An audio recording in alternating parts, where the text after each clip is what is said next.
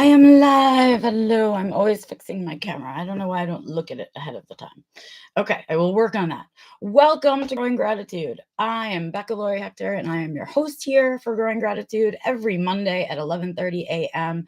I do this lovely live stream where we talk about what is challenging in my life as an autistic adult alive now, and in general for autistic adults, I think, and then kind of what we use to motivate ourselves to get through the next week. How are we going to get through it? What are the goals we're going to set, right? And what is it that we have to be grateful for?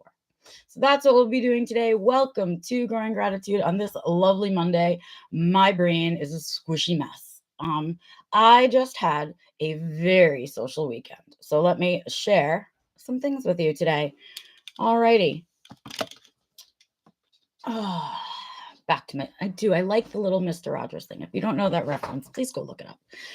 So I did. I had a very social weekend this weekend. So I'm feeling a little brain foggy, right? A little lowish on spoons today, but it was a really good, like, fill up my heart social weekend, right? So tired, but also full, which feels beautiful. And it's a really balanced feeling, right? It's good tired. And I don't know how else to explain it other than to say it's good tired.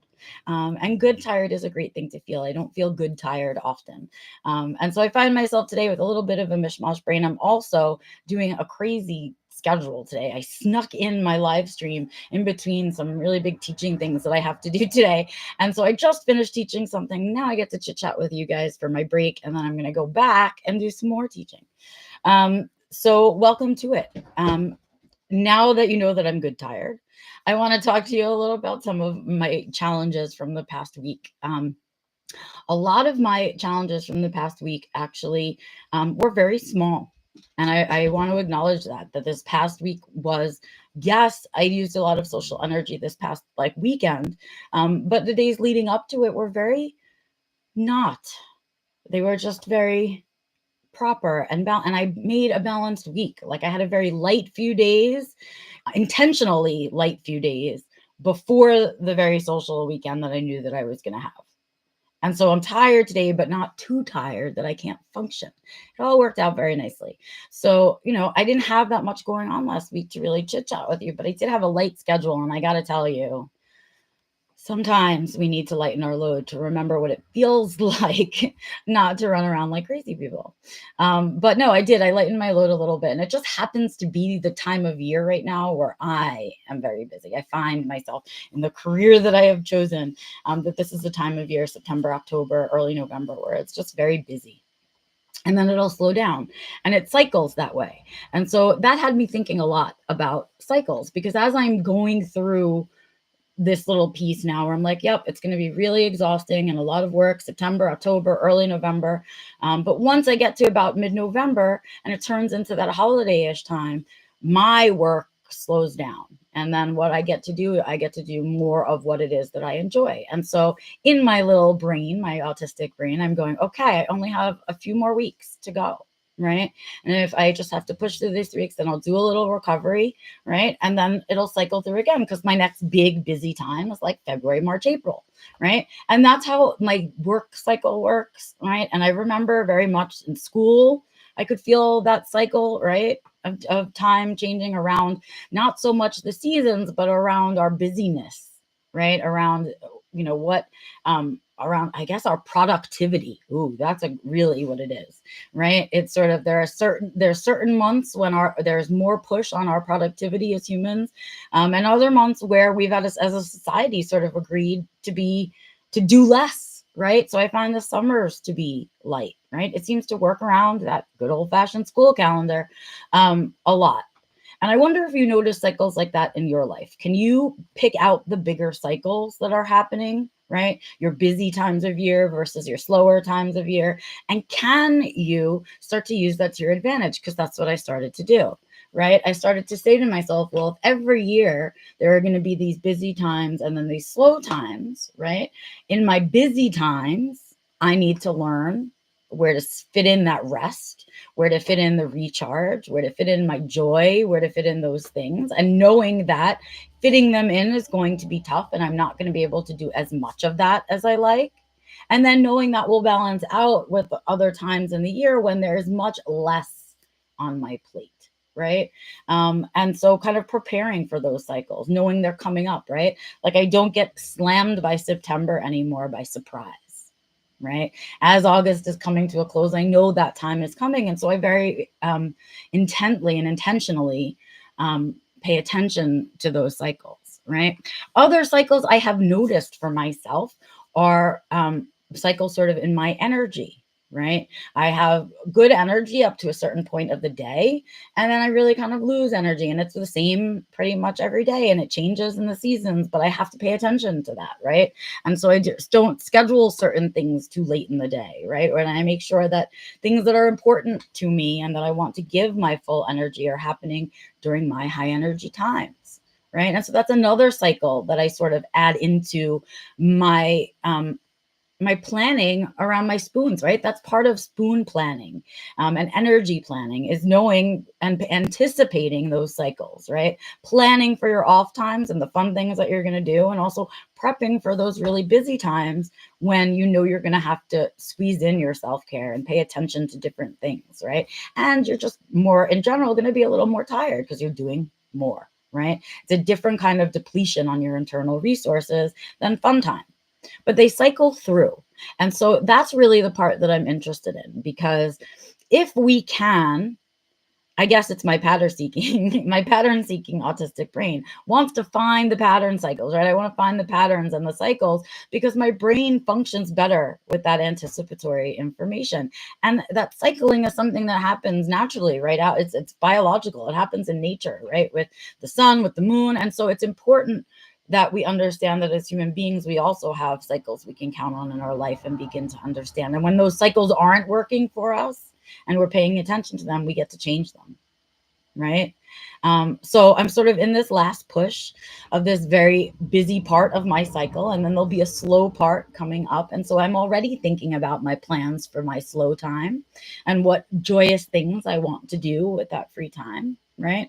And I'm also, when the days are hard, like today, and I'm struggling through it, I'm reminding myself that it's not going to be like this forever. This too shall end, right? It will cycle through this. And so if I know that, and I know that there's an ending coming, I don't have to feel so stuck in how tired I am, because I know the end is near, right? And it's a very smart way to really plan, instead of that anxiety type planning of, I don't know what's coming, so I'm going to plan for everything, right? If we can anticipate our cycles, right? Our energy cycles, kind of our family cycles, our work cycles, we can really predict how to adjust our spoons a little bit better. And then we don't get slammed with them quite so hard. And so I'm curious, do you have cycles in your life? Do you know what those cycles are in your life? Do you pay attention to them? Right? Because they're really important, I think, for us in terms as neurodivergent folk to really help us plan out how we're going to expend our spoons, which is something that a lot of folks don't spend the time thinking about, right? And sometimes we don't, and we really have to. We really have to think about that stuff. So that's where I was at today, in terms, or this week rather. I was been thinking a lot about those cycles and personal cycles, and even like um, neurodivergent cycles, like how our energy goes, right? And how we have days where we feel really good and have a lot of energy, can do a lot of stuff, and days where we don't feel that way. We feel the opposite of that way, right? And how because of that cycle, we often get pegged as lazy, right? Or because we need all the context and all the information before we act on something, we tend to be called lazy or stubborn, right? When really it's the way that we process all of this stuff, and it's the way that we cycle. It's a natural cycle for us. My husband has his cycles too, where he's really, really productive about things, and then other days where you just can't do anything, right? And if we're kind to ourselves about those cycles, and we don't use words like lazy on the days when we can't do as much, right? And we stop cheering ourselves on for doing everything we could do the day before, right? And we change the way we reward ourselves and put the language around those cycles. Instead, if we were like, oh, I'm in my productive peak, what do I want to get done? And oh, today I'm having like a low peak, or a low peak doesn't make any sense. That's an oxymoron. We're having like a low slope or whatever. And and so I'm not going to push myself, and I'm also not going to make myself feel bad that I can't do that today, right? That's the win. that cycling win, right? So think about that today. That's my little bit of homework for you today, is think about those cycles in your life. Where are they? The big overarching ones, the ones related to your work, your family, your personal time. What is that like? Think bigger than just the week. Think the month, the year, right? And speaking of the year, let's talk about my F word progress, because I promised you guys that as I am doing my live streams every week, I'm going to walk you through where I'm at in picking my F word or my theme for this year, right? I'm a little bit closer. Happy to report. I'm getting there. I've identified the vibe or the feeling that I want to encapsulate for this next year, right? I spent this year forging this whole path to get where I am, almost exactly where I am right now at this time of the year. Almost exactly. A few things I didn't get to yet, but I forged this road and this path and this life. I just dug in and melted the smelt, and I did all the things this year, my husband and I, to build this life.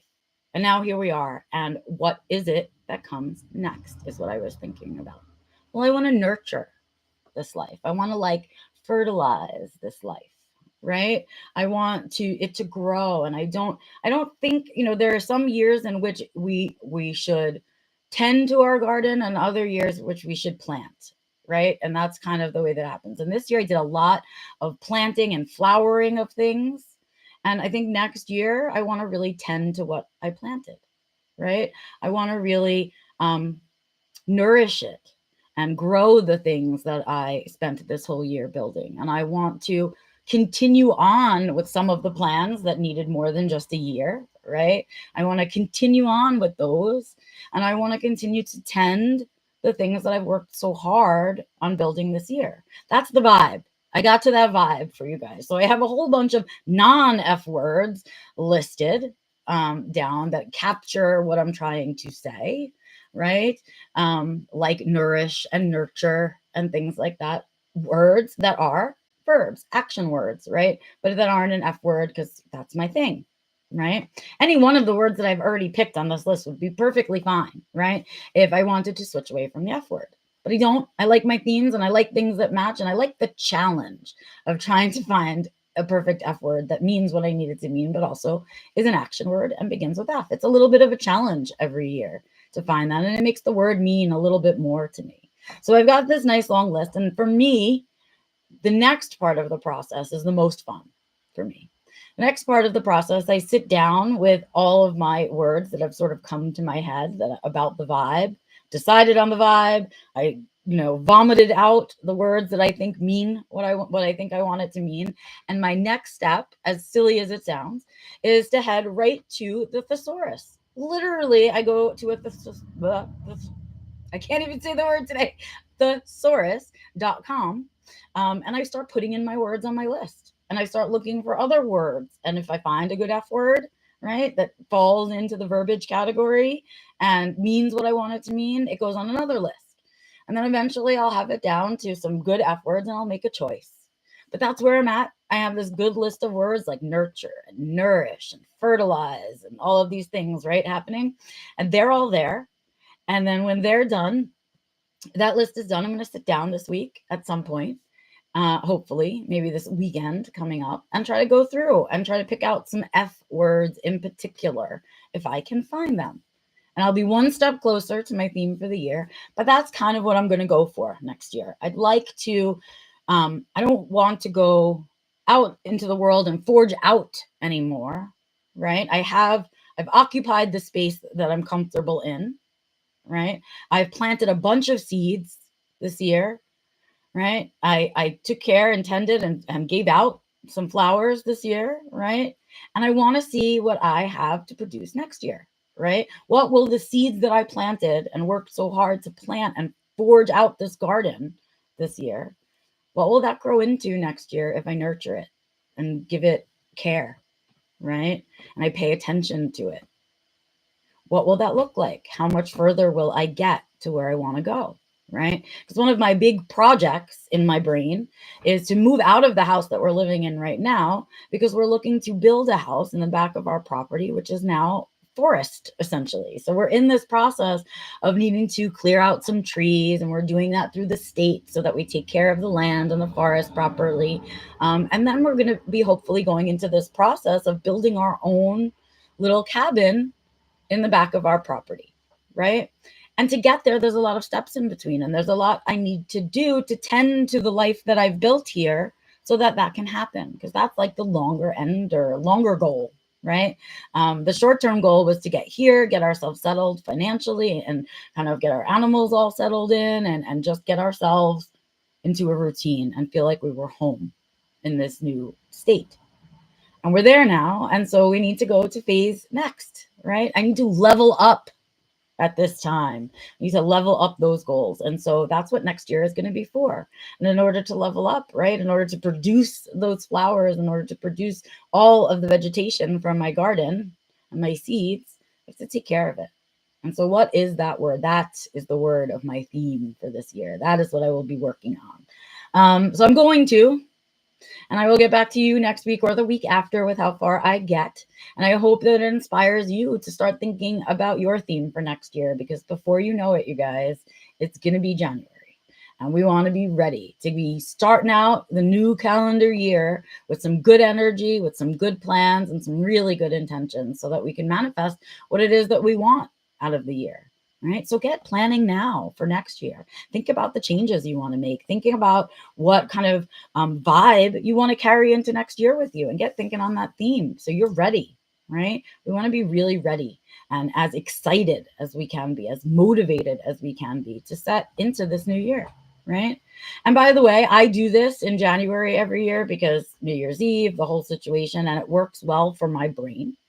It does not have to be when you change your theme every year. I know lots of folks who do their birthday, people who do their diagnosis day or their identification day, and they go yearly around that. Pick a day that works for you. I just happen to use New Year's because it's the easiest for me, right? And it works for me. It literally replaced my resolutions at that time. And so it works for me, but it may not work for you. So pick what works for you in all of this. But please don't go into next year not ready to make the most out of the time ahead, what time you do have, and the energy you do have. And with that, I am going to say that is it for Growing Gratitude today. I am Becca Laurie Hector, and this is Growing Gratitude. I am here every Monday at 11:30 Eastern, on Mondays on YouTube, doing live stream. And you can also check out the description below. You can check out my course, Self-Defined Living, below. You can head to my website and check out some of my interviews and my research. You can go on Amazon and go ahead and get my books. That's the mainstream version of the book, Always Bring Your Sunglasses, and that's the academic version over there. So if you're not looking for a classroom book, go ahead and get that big one there. Both available on Amazon, linked below. Please do those things, and please, please, please leave me your comments below this video, or follow me on Facebook or Instagram or LinkedIn and reach out to me there. I love hearing from you guys. I love your comments. I'd love to know if this is resonating, and I'd also love to know what else you want to talk about on Growing Gratitude. Until next week, I will see you guys here on Monday. But you guys have a good one. Make sure you take care of that meat suit, take care of your headspace, and by all means, be out there keeping your eyes open for all the glimmers, little and big. They all matter and motivate us through our lives. Have a good one, you guys. I'll see you next week.